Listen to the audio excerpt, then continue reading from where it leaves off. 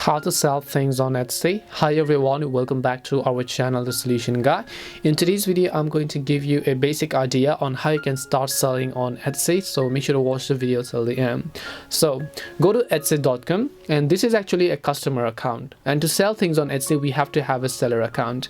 So to create a seller account, by the way, click on this little shop manager icon from the top right hand side of the screen.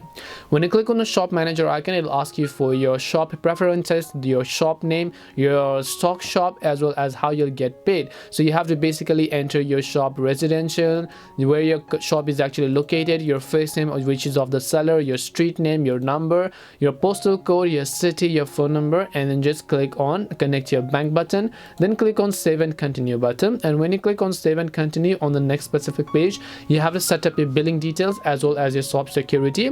Now once you've basically set up all the verification method that your shop requires, you can just start selling on Etsy after listing products just like other sellers. And that is it for this video on how you can start selling on Etsy. We hope the video was really helpful, and if it did help you, make sure to leave a like and subscribe to our channel. If you have got any more questions, feel free to also leave them down. Thank you very much for watching till the end of this tutorial, and see you in the next video.